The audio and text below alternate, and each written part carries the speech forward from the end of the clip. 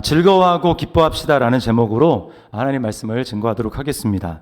자, 우리는 지난주에 둘째 아들, 아버지를 떠났던 둘째 아들이 집에 돌아와서 아버지의 품에 안기는 아주 행복한 모습을 살펴봤습니다. 그리고 오늘 제 본문에는 본문에 나온 정보들을 가지고 제 상황을 한번 이렇게 생각해 보는 거예요. 상상해 보는 겁니다. 자, 때는 이제 이른 저녁쯤 됩니다. 해가 지고 어둑어둑 땅거미가 깔리기 시작합니다. 그러니까 아버지 집 창문을 통해서는 밝은 불빛이 새어 나옵니다. 여러 가지 악기가 동원되어 흥겨운 음악이 연주되고 사람들은 그 음악에 맞추어 춤을 춥니다. 곳곳에 풍성한 음식이 차려져 있습니다. 메인 요리는 송아지 바베큐 요리예요. 사람들이 그 요리를 아주 맛있게 먹습니다. 그리고 또 한 손에는 좋은 포도주를 마시면서 모두들 얼굴에 행복한 미소를 띄우고 있습니다. 자, 이것을 함축해서 24절에는 끝에 이렇게 얘기합니다. 그들이 즐거워하더라. 너무나 즐거운 것입니다. 여러분, 이게 하나님 나라의 단면이에요. 하나님 나라는 기쁨이 있고 또 즐거움이 있는 축제입니다. 이 당시에 누구보다도 행복을 누리고 있는 사람은 바로 둘째 아들이죠. 아버지 집에 돌아오기 전에 삶은 그야말로 지옥이었습니다. 외국에서 돈을 다 헤프게 써서 그 많던 돈을 다 날리고 빈털터리가 되어서 배는 너무 고픈데 흉년이 들었기 때문에 아무것도 먹을 것을 주지 않는, 그래서 외롭고 쓸쓸하게 혼자 죽어가는 그런 모습이었습니다. 그러나 이제 과거는 다 지나갔습니다. 이제 모든 것이 풍성한 아버지의 집이고 사랑하는 아버지의 따뜻한 품입니다. 너무나 행복해요.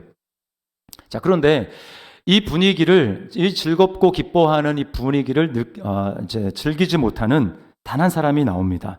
그게 바로 오늘 우리가 살펴볼 첫째 아들, 큰아들입니다. 큰아들은 밭에서 일을 하다가 잔치가 시작된 다음에 뒤늦게 집으로 돌아옵니다. 도대체 어떻게 그런 일이 있을 수 있는지 이해는 잘 안 가지만, 비유는 가장 중요한 핵심만을 잘 드러내기 위해서 사용하는 문학적인 장치이기 때문에 여기서 도대체 왜 둘째 아들이 늦었을까 이렇게 따져 들어가는 것은 별로 의미가 없어요. 자, 어쨌거나 큰아들은 도대체 무슨 상황인지 알아보려고 자기 집안의 종에게 물어봅니다. 그리고는 자초지종을 다 파악하게 되고 이해를 하게 됐어요. 아버지 집안에 있는 사람들의 즐거움과는 다르게 큰아들은 지금 아버지 집 밖에서 화내고 분노하고 있습니다. 28절 말씀을 보세요. 그가 노하여 들어가고자 하지 아니하거늘. 자, 여기 노했다라고 하는 그 단어는 주로 하나님께, 성경을 읽다가 하나님께 사용되는 단어예요. 사람들이 우상 숭배를 하고 하나님께 죄를 짓고 할 때 하나님께 그 모습을 보시면서 이 진노하셨다라고 쓰는 표현이 바로 이 노하메라고 하는 이 본문의 큰아들이 보인 모습입니다. 여러분, 하나님의 노하심은 그냥 노하심으로 끝나지 않아요. 거기 뭐가 담겨 있습니까? 죄인들을 향한 하나님의 정죄와 그리고 저주가 거기에 들어가 있는 것입니다. 자, 그렇다면 이 큰아들은 지금 누구에게 진노하고 있습니까? 누구를 향하여 정죄하며 그리고 저주를 하고 있는 것일까요? 뻔뻔하게 아버지의 재산을 다 탕진했음에도 불구하고 뻔뻔하게 집으로 돌아온 자기 동생과, 그리고 그런 동생을 내쫓기는커녕 받아줄 뿐만 아니라 파티까지 열어준 그 아버지에 대해서 지금 비난하고 저주를 하고 있는 것입니다. 분노하고 있는 거예요. 여러분, 우리는 이 큰아들의 분노를 깊이 이해할 필요가 있습니다. 큰아들은 사실은 이 유대인 바리새인들을 의미합니다. 바리새인들을 의미해요. 근데 종교개혁자 루터에 따르면 우리의 심성과 바리새인의 심정이 너무나 비슷하다는 거예요. 본질적으로 닮아 있다는 것입니다. 그러므로 큰아들의 분노를 보면서 지금 큰아들은 아버지 집에 들어가지 못하죠. 아버지 집 밖에 있습니다. 그러면서 분노하고 그 아버지 안의 잔치를 즐기지 못하고 있는 그 큰아들의 모습, 그것을 이해하면서 혹시 그 모습이 내 모습은 아닌가? 정말 하나님이 원하시는 잔치를 베풀어 놓고 즐기고 기뻐하기를 원하시는 그것을 누리지 못하는 그런 내 안의 모습은 무엇인가라고 하는 것을 큰아들의 분노를 자세히 살펴보면서 우리가 반대로 행하면 됩니다. 자, 그럼 큰아들은 왜 지금 분노하고 있습니까? 그 분노의 이유는 아버지의 아들이라는 신분을 믿지 않기 때문이에요. 아버지의 아들이라는 것. 입으로는 아버지라고 얘기를 하지만 큰아들은 실제로 자기가 하나님의 그 아버지의 아들이라는 것을 믿지 않았습니다. 자, 29절 말씀을 보세요. 29절 우리 같이 읽어볼까요? 시작. 아버지께 대답하여 이르되 내가 여러 해 아버지를 섬겨 명을 어김이 없거늘. 자, 여기 아버지를 섬겨라고 할 때 이 섬기다라고 하는 이 말에 언어적인 의미가 무슨 뜻이냐면 노예가 되다, 종으로, 종노릇하다 이런 뜻입니다. 자, 무슨 얘기입니까? 지금 큰아들은 아버지 집에 있었지만 정말 아버지와 아들의 관계로 살지 않았다라는 거예요. 항상 아침에 일찍 나가고 해가 지면 들어오는 정말 열심히 그렇게 일을 하면서 살았지만 아버지와 마음을 터놓는 대화는 한 번도 없었다라는 겁니다. 아버지와의 친밀한 관계가 아니에요. 아버지를 좋아하지도 사랑하지도 않았습니다. 여러분, 자녀가 누릴 수 있는 가장 큰 특권은 뭘까요? 그것은 부모의 재산이 아닙니다. 부모와의 관계 속에서 사랑을 경험하고 친밀한 관계 가운데 정서적으로 충만한 그런 자리까지 이르는 거예요. 잘하는 거예요. 그것이 자녀가 누릴 수 있는 최고의 혜택인 것입니다. 그런 의미에서 이 큰아들의 삶은 너무나 불행해요. 큰아들의 고백을 다시 잘 생각을 해보십시오. 저는 몇 년 동안 아버지의 노예로 살았습니다. 아버지의 명령도 어긴 적이 한 번도 없습니다. 제가 이 말씀을 준비하면서 큰아들의 고백을 잠잠히 이렇게 생각을 하는 중에 좀 마음이 너무 아팠습니다. 여러분, 우리가 잘 알다시피 여기서 아버지는 하나님을 나타내지 않습니까? 하나님과 하나님의 자녀의 관계, 하나님과 우리와의 관계를 이야기를 하는 거예요. 여러분은 어떻게 생각하십니까? 하나님은 단지 우리에게 명령을 하시고 우리는 그 명령만 잘 따르면 되는, 정말 그게 다일까요? 물론 하나님은 우리가 자녀가 부모에게 순종하듯이 우리는 하나님에게 순종해야 합니다. 그러나 만약 그게 하나님과 우리와의 관계의 전부라면 그것은 문제가 있습니다. 정상적인 아버지와 자녀의 관계라고 할 수 없어요. 그것은 군대에서, 남자분들 군대 다 다녀오셨겠죠? 군대에서 상관과 부하의 관계입니다. 상관은 명령을 하면 그 부하는 따라야 되는 거예요. 또는 고용인과 피고용인의 관계입니다. 여러분, 직장에서는 상사와 얼마나 친밀한 관계를 맺는가. 이게 핵심은 아니지 않습니까? 그냥 일을 잘하면 돼요. 일을 잘하면 좋은 성과를 내면 그것이 중요합니다. 그러나 부모와 자녀와의 관계는 어떻습니까? 부모와 자녀와의 관계가 계속해서 유지되기 위해서 자녀는 부모가 원하는 일정의 성과를 내야 되는 겁니까? 그래야 계약이 연장이 되고 계속해서 부모와 자녀의 관계를 유지하며 살아갈 수 있는 것입니까? 아니죠. 아무리 자녀가 세상적인 기준에서 무능하다 할지라도, 예를 들어 장애 등급을 가지고 장성했음에도 불구하고 일반적인 사람들처럼 자기 역할을 하지 못하는 그런 자녀를 할지라도 여러분, 부모는 어떻게 합니까? 그 자녀를 끝까지 돌보고 책임을 다하지 않습니까? 이게 부모와 자녀예요. 관계예요. 우리가 이 사실을 하나님과의 관계에서 제대로 알고 그렇게 믿지 않으면 우리는 하나님을 사랑하지 못하고 무서워하기만 합니다. 그런 사람이, 여러분, 하나님을 무서워하는 사람이 하나님을 위해서 자발적으로 뭔가를 할까요? 절대 그런 일이 없습니다. 매우 수동적이 될 수밖에 없어요. 싫은 일을 억지로 끌려간다. 예를 들면 군대에 억지로 가기 싫은데 끌려갔습니다. 그러면 일과가 끝난 다음에 자유시간이 주어졌는데 그때도 군대에서 요구하는 그런 일들을 할 사람 있습니까? 아무도 없어요. 왜요? 내가 하기 싫으니까. 사랑의 관계가 아니니까. 그러니까 뭐예요? 나한테 불이익이 돌아오지 않을 만큼만 딱 그 한 만큼만 하는 겁니다. 절대로 자발적으로 그 이상을 하지 않아요. 여러분, 하나님과 우리와의 관계가 이렇다면 얼마나 안타깝고 불행하겠습니까? 하나님과 친밀한 사랑의 관계를 깨닫지 못하면 여러분, 그 사람은 믿음 생활을 하는 것이 아니라 종교 생활을 하는 거예요. 여러분, 종교 생활의 핵심이 뭘까요? 대가성에 있습니다. 대가성. 내가 이렇게 했기 때문에 뭔가 대가를 기대하는 거예요. 예배를 빠지지 않습니다. 착실하게 나옵니다. 11조와 헌금을 하나님 앞에 꼬박꼬박 드립니다. 봉사도 합니다. 믿음 생활을 하는 사람들도 이렇게 해요. 이게 중요하지 않다라는 말이 아닙니다. 그러나 차이가 뭘까요? 종교 생활로 이 모든 행위들을 하는 사람은 마치 포인트를 적립한다고 생각하는 것과 똑같아요. 포인트. 하나님, 내가 이렇게 했습니다. 하나님, 내가 이렇게 힘든 일을 했습니다. 그래서 교회 안에서 많이 봉사하고 오랜 섬김 사람일수록 또 그 봉사가 남들이 다 하기 싫어하는 그런 힘든 그런 봉사를 하는 사람일수록 어떨게요? 시간이 지날수록 스스로 생각하기에 자기는 하나님 앞에 포인트를 많이 쌓았다 이렇게 생각을 하는 겁니다. 그리고 그렇게 쌓은 누적 포인트는 곧 그 사람의 공로와 자격으로 작용하는 거예요. 누적 포인트가 많다고 생각하는 사람일수록 공동체에서 나는 거기에 걸맞는 대우와 대접을 받아야 한다고 생각을 합니다. 그래서 자기도 모르는 순간에 어느 순간에 나는 그럴 만한 자격이 있다라고 생각을 하는 것이죠. 여러분, 신앙생활을 이런 식으로 이해하게 되면 많은 문제가 생기게 됩니다. 그냥 평상시 때는 별 어려움이 없어요. 신앙생활을 하는지 종교 생활을 하는지 잘 모를 수 있습니다. 그런데 언제 그게 드러날까요? 일이 내가 원하는 대로 되지 않을 때 생깁니다. 하나님이 내 삶 가운데 고난을 준다고 생각할 때 이때 문제가 발생하게 되는 거예요. 왜 그렇습니까? 그때 분노가 치밀어 오릅니다. 여러분, 포인트를 왜 적립합니까? 내가 필요할 때 그걸 쓰려고 포인트를 적립하는 것이죠. 그래서 이런 식으로 하는 거예요. 필요할 때 찾아 쓰려고. 하나님, 이번에 제 자녀가 수능 시험을 봅니다. 대학에 입학합니다.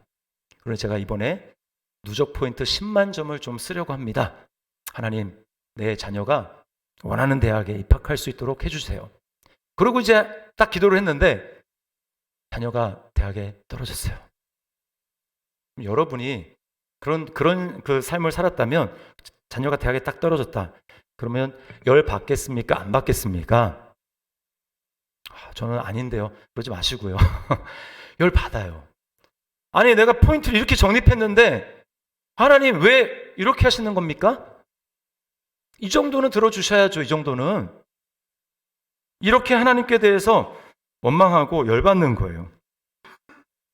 그러려고 열심히 내가 종교 생활을 하고 포인트를 쌓았는데 말이죠. 하나님이 안 들어주니까. 그러므로 여러분, 종교 생활을 하는 사람은 당연히 하나님께 대해서 분노할 수밖에 없습니다. 왜요? 인생이 항상 내 마음대로 됩니까? 내가 원하는 대로 안 되거든요. 어떤 사람은 그것이 분노가 겉으로 드러납니다. 적극적으로 드러나지만 어떤 사람은 소극적으로 그게 잘 드러나지 않아 보여요. 그러나 뭘 보면 알 수 있습니까? 나는 분노하지 않습니다라고 하는데 그러면 적극적으로 감사하고 있습니까? 적극적으로 하나님 앞에 기뻐하고 있습니까? 라고 하면 그러지 않아요. 그 자체가 뭘 보여줄까요? 우리가 하나님에 대해서 화를 내고 있다는 거예요.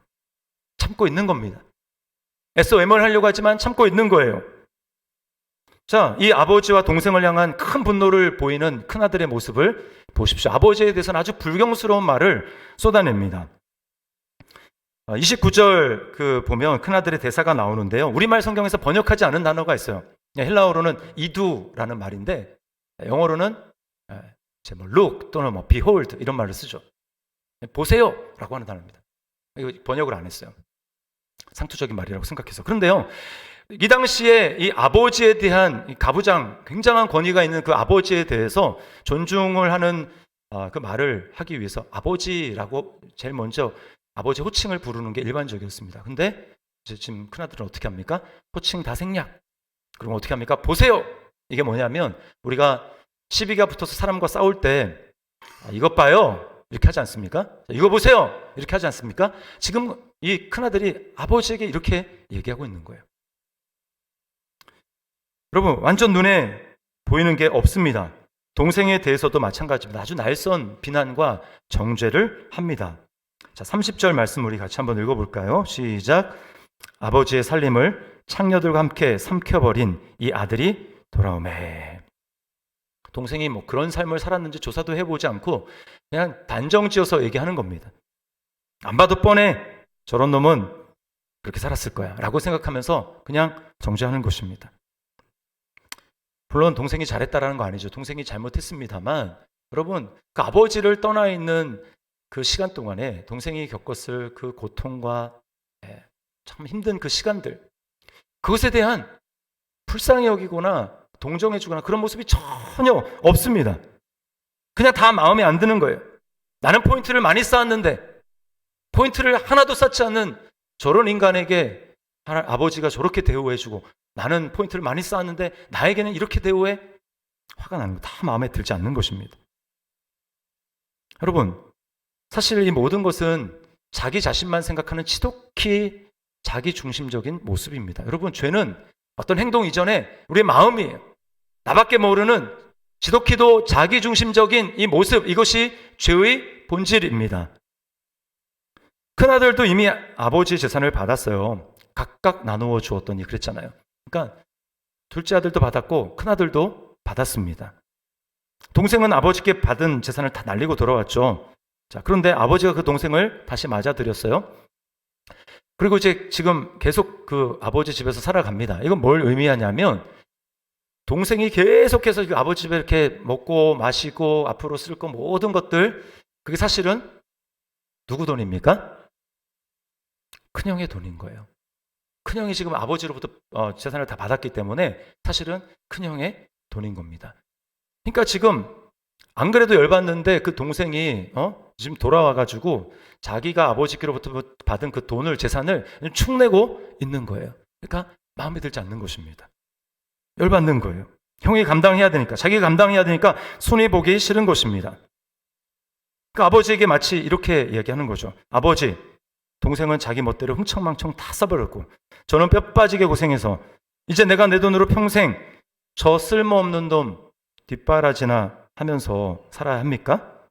이건 아버지 돈이 아닙니다. 동생을 받아들이려고 한다면 적어도 아버지는 저에게 먼저 상의를 했어야죠. 아버지 멋대로 이렇게 하시면 어떻게 됩니까? 여러분, 잘 보십시오. 지금 큰아들은 아버지의 마음이 어떤지 전혀 상관이 없습니다. 오로지 관심은 내 재산, 내 손해, 얼마나 손해가 날 것인가, 저놈이 얼마나 여기서 내 재산을 축나게 할 것인가, 여기에만 관심이 있는 거예요. 지극히 이기적인 모습입니다. 여러분, 큰아들의 분노하고 있는 또 다른 이유가 있다면 이거는 아버지에 대한 오해 때문에 그래요. 자, 29절 하반절을 보세요. 이렇게 얘기합니다. 내게는 염소 새끼라도 주어 나와 내 벗으로 즐기게 하신 일이 없더니. 이거는 자기 생각대로 아버지를 판단하는 거예요. 큰아들은 한 번도 아버지에 대해서 아버지, 오늘은 제가 좀 친구들과 좀 즐기고 싶습니다. 염소 한 마리를 잡아서 저 친구들과 이렇게 좀 즐기고 싶습니다. 라고 아버지에게 얘기를 했다면 아버지가 안 돼, 그렇게 했겠습니까? 아니죠. 자기가 스스로 생각하는 거예요. 스스로. 우리 아버지는 내가 벗과 즐기는 것을 싫어하실 거야. 내가 그렇게 요구해도 허락해 주지 않을 거야. 난 정말 불행해. 왜 우리 아버지는 좀 너그럽고 관대하지 못할까? 스스로 아버지에 대해서 자기가 다 판단하고 아버지는 그런 아버지일 거야 라고 생각을 하고 스스로 아버지에 대해서 오해하고 있는 것입니다. 여러분, 이것이 아버지에 대한 정당한 평가입니까? 사실에 기초한 정당한 평가입니까? 만약에 정말 아버지가 그렇게 인색한 아버지고 자기 평판과 자기 명예에만 신경 쓰는 그런 아버지라면 애당초 여러분 자녀들이 지금 아버지가 버젓이 살아있는데 유산을 달라고 얘기할 때 그 유산을 나눠줬겠습니까? 안 나눠주죠.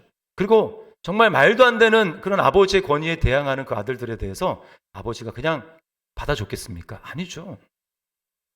지금 큰 아들은 아버지를 정말 단단히 오해하고 있는 거예요. 여러분, 이게 우리의 모습입니다. 우리는 얼마나 하나님을 오해하는지 몰라요. 자기가 느끼는 대로 하나님을 생각합니다. 또 잘못된 정보를 가지고 하나님은 이래. 하나님 이럴 거야 라고 자기 멋대로 하나님에 대해서 판단을 합니다. 하나님의 이미지를 왜곡해요. 저에게 있어서 하나님은 한동안 제가 복음을 깊이 알기 전까지, 깨닫기 전까지 하나님은 무서운 존재였어요. 무서운 존재. 내가 잘못하면 혼을 내는 존재, 그런 분이 하나님이었습니다. 그러니까 저는 하나님께 뭐 이렇게 가까이 나가거나 그러고 싶지 않아요. 왜? 무서우니까. 제가 초등학교 다닐 때요, 주일날마다 불렀던 찬양이 있습니다. 매주 빠지지 않고 불렀던 찬양. 그 찬양은 무슨 찬양이냐면 예배 시간에 떠드는 아이라는 찬양이었어요. 예배 시간에 혹시 주일학교 출신이신 분들 알지도 몰라요. 그 당시에 이렇게 궤도로 넘기는 찬양이었거든요. 그래서 설교 준비하면서 찾아봤어요. 인터넷에. 이런 악보가 진짜로 있을까? 찾았더니 있더라고요. 진짜로. 그 가사가요. 이렇게 돼요. 예배 시간에 떠드는 아이, 예수님이 보시면 뭐라 하실까? 기도 시간에 장난꾸러기, 예수님이 보시면 뭐라 하실까? 가사 모르시는 분은 혹시 예수님이 뭐라고 하실 것 같으세요? 후렴의 하이라이트는 후렴입니다. 이렇게 나와요. 아니 안 돼요. 예수님이 화내실 거야. 우리 모두 조용히 성경 말씀 잘 들을래요. 제가 나중에 복음을 제대로 깨닫는 다음에 갑자기 그게 생각이 났어요. 어렸을 때 부른 찬양이. 그럼 제가 분노했습니다. 아니, 도대체 누가 이따위의 찬양을 애들한테 만들어서 부르게 하는 거야, 도대체? 제가 그래서 몇 년 전에 그게 생각이 나가지고 제 아내에게 이 찬양을 알려줬어요. 다 불러줬습니다. 내가 어렸을 때 이런 찬양을 불렀다고. 다 듣고 난 다음에 우리 아내는 주일학교 출신이 아닙니다. 그래서 그 찬양을 몰라요. 다 듣더니 너무 무섭다. 완전 호러야. 이렇게 이야기를 하더라고요. 여러분, 하나님을 정말 알면 이렇게 반응하게 되는 거예요. 우리 자신이 하나님을 잘 알지 못하면 우리는 나도 모르게 자기뿐만 아니라 자기도 잘못 알고 주변에 있는 사람들에게 하나님에 대해서 또 자녀들에게 하나님에 대해서 잘못 알려주게 되는 것입니다. 하나님의 왜곡된 이미지를 심어주는 거예요. 뭔가 일이 제대로 안 되고 내가 원하는 대로 돌아가지 않으면 야, 너 그 기도 안 해서 그래. 여러분 절대로 이런 말 좀 하지 마세요. 네? 무슨 얘기입니까? 그럼 기도했으면은 이렇게 됐는데 기도 안 해가지고 이렇게 됐다. 우리가 기도로 하나님을 좌지우지한단 말입니까? 하나님을 늘 벌 주시는 분으로 그렇게 생각하게 되는 거예요. 자녀를 신앙적으로 양육한다는 목적으로 자녀가 뭘 잘못했어요. 그러면 벌로 기도시키고 막 벌로 성경 막 읽히고 그러면 그걸 할수록 자녀들은 하나님을 믿는 거 별로 좋은 게 아니구나. 이렇게 말씀 있는 거는 별로 좋은 게 아니구나. 그런 인식을 갖게 되는 것입니다. 여러분, 어떻게 하면 큰아들 안에 있는 분노가 해결될 수 있습니까? 어떻게 하면 노예처럼 일하면서 하나님을 만족시키려고 하는 이 종교 생활에서 벗어날 수 있습니까?